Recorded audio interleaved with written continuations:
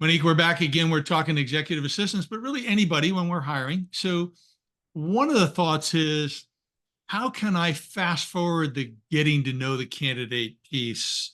So if I do hire them, I'm really hitting the ground running. Okay. Especially for an executive assistant or administrative professional. But again, as you said, for all people, you want to communicate, you want to get to know them, you want to figure out who they are. At the end of the day, who someone is makes a lot more difference in my life than what they can do.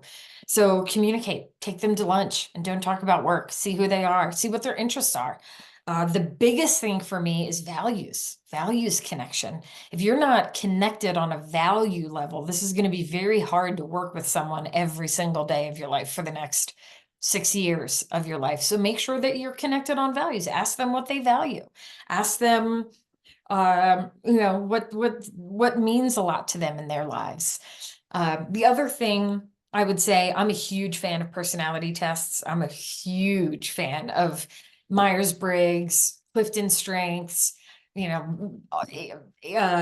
all the different tests that are out there. And I think they give a really big insight to who someone is if you concentrate when you're taking the test and if you believe in it.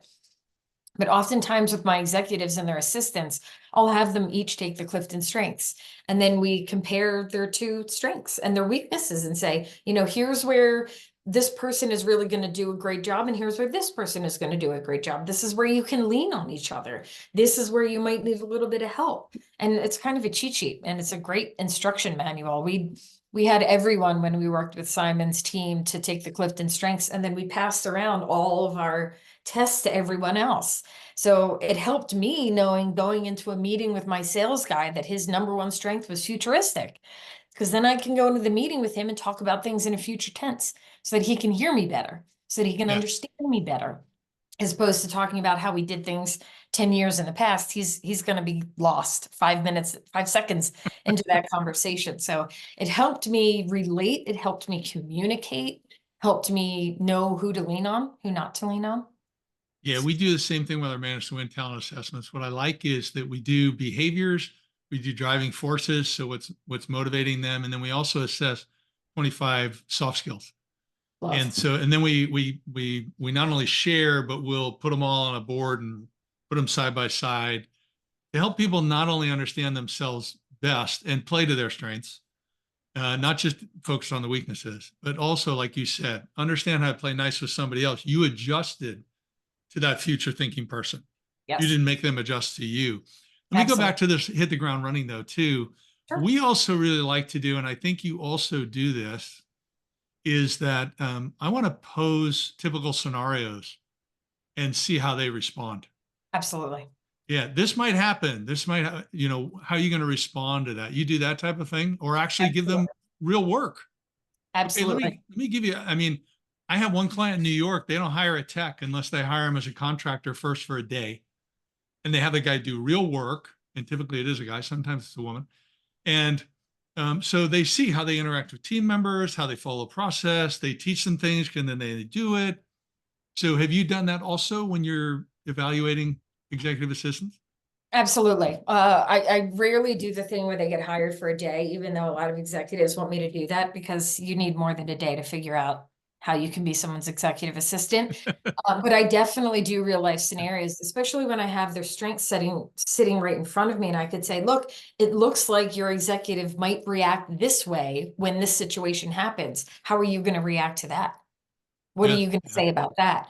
Or, it helps to know that your executive is an introvert and, he's a lovely human being. He just doesn't overly share. Well, that gives me a lot of information to know that if you're not saying something to me, it's not because you're upset with me. It's because you're just not an overshare. There's nothing wrong with that. yeah. So yeah, putting them in real life situations and talking about the real things that go on is so important.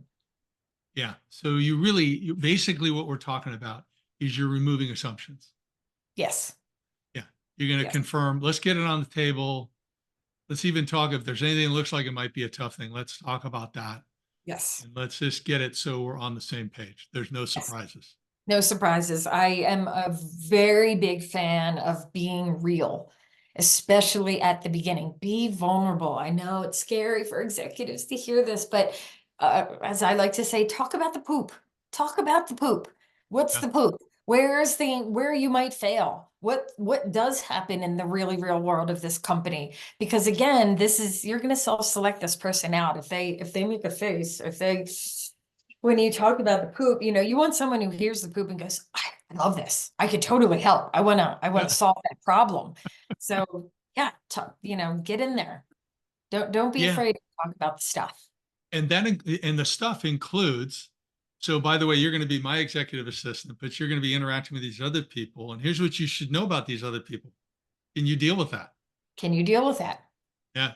Absolutely. And the typical scenarios, again, here's what happened. Boom, boom. Yeah. And so, yeah, no, totally agree. Sounds great. Great way to remove assumptions, get everybody on the same page. And then you also, I would add one more thing. Do you find that it's tough for your executives at times?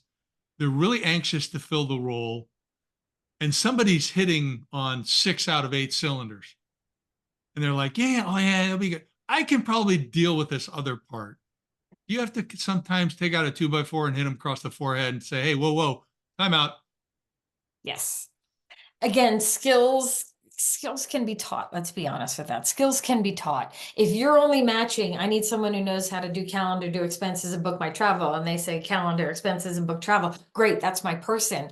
But they don't have the same values as you. They don't communicate in the same way that you do. They don't believe in what you believe. This is big stuff. This is just not going to work out. And I also highly encourage anyone hiring somebody else, listen to your gut.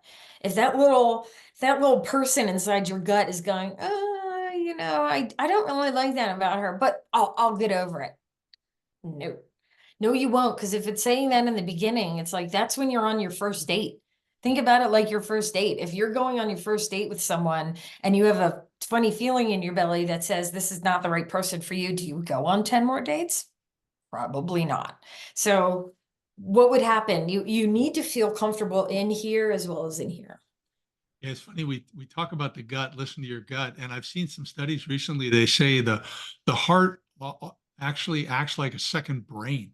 It makes some decisions, and that would upset your gut. But 100%. okay, so I think those are great tips. So that's great. Let's everybody hear this.